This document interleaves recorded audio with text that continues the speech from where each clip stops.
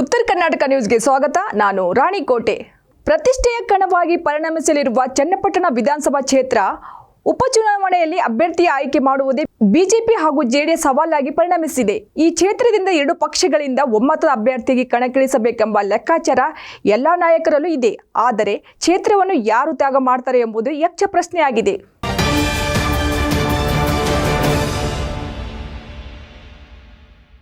S, Ramanagara ಹೇಳಿಕೆಡಿ ಒಂದು ಕಾಲದಲ್ಲಿ JDS ಭದ್ರಕೋಟೆಯಾಗಿತ್ತು.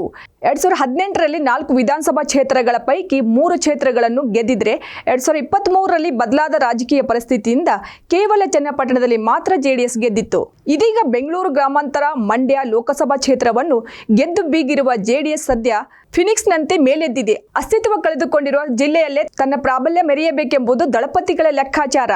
ಕಳೆದೆರಡು ಚುನಾವಣೆಯಲ್ಲಿ ಸೋತು ರಾಜಕೀಯ ಅಸ್ತಿತ್ವ ಕಳೆದುಕೊಳ್ಳಲು ಹೆಣಗಾಡುತ್ತಿರುವ ಮಾಜಿ ಸಚಿವ, ಹಾಲಿ ವಿಧಾನ ಪರಿಷತ್ ಸದಸ್ಯ ಸಿಪಿ ಯೋಗೇಶ್ವರ್ ಕೂಡ ಈ ಕ್ಷೇತ್ರದ ಮೇಲೆ ಕಣ್ಣಿಟ್ಟಿರುವುದು ಗುಟ್ಟಾಗಿ ಉಳಿದಿಲ್ಲ.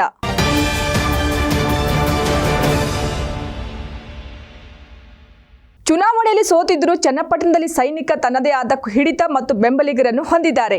ಉಪಚುನಾವಣೆಯಲ್ಲಿ ಎನ್ಡಿಎ ಅಭ್ಯರ್ಥಿಯಾಗಿರುವ ಇಂಗಿತವನ್ನು ಪರೋಕ್ಷವಾಗಿ ವ್ಯಕ್ತಪಡಿಸಿದ್ದಾರೆ. ಆದರೆ ತಾನು ಗೆದ್ದಿರುವ ಕ್ಷೇತ್ರವನ್ನು ಬಿಜೆಪಿಗೆ ಬಿಟ್ಟುಕೊಡಲು ಜೆಡಿಎಸ್ ಒಪ್ಪುವುದೇ ಎಂದು ಊಹೆಗೂ ನಿಲುಕದ ಪ್ರಶ್ನೆ. ಮಂಡ್ಯ ಲೋಕಸಭೆ ಹಾಗೂ ರಾಮನಗರ ವಿಧಾನಸಭೆಯಲ್ಲಿ ಸೋತು ಸುಣ್ಣವಾಗಿರುವ ಕೇಂದ್ರ ಸಚಿವ ಎಚ್.ಡಿ. ಕುಮಾರಸ್ವಾಮಿ ಅವರು ತಮ್ಮ ಪುತ್ರ ನಿಖಿಲ್ ಕುಮಾರಸ್ವಾಮಿಗೆ ಇದೇ ಕ್ಷೇತ್ರದಿಂದ ರಾಜಕೀಯ ಪುನರ್ಜನ್ಮ ನೀಡಬೇಕೆಂಬ ಮಹದಾಸೆಯನ್ನು ಹೊಂದಿದ್ದಾರೆ.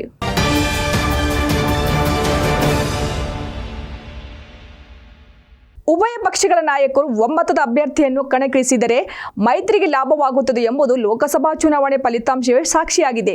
ಇಬ್ಬರ ಜಗಳದಲ್ಲಿ ಮೂರನೆಯವರಿಗೆ ಲಾಭವಾಗುವಂತೆ ಬಿಜೆಪಿ ಜೆಡಿಎಸ್ ಪ್ರತ್ಯೇಕ ಅಭ್ಯರ್ಥಿಗಳನ್ನು ಕಣಕ್ಕಿಳಿಸಿದರೆ ಕಾಂಗ್ರೆಸ್ಗೆ ಲಾಭವಾಗಲಿದೆ ಎಂಬುದು ಎಲ್ಲರಿಗೂ ಗೊತ್ತಿದೆ. ಆದರೆ ಇಲ್ಲಿ ಕ್ಷೇತ್ರವನ್ನು ಯಾರಿಗೆ ಬಿಟ್ಟುಕೊಟ್ಟು ತ್ಯಾಗ ಮಾಡುವವರು ಯಾರು ಎಂಬುದು ಎದುರಾಗುವ ಪ್ರಶ್ನೆ.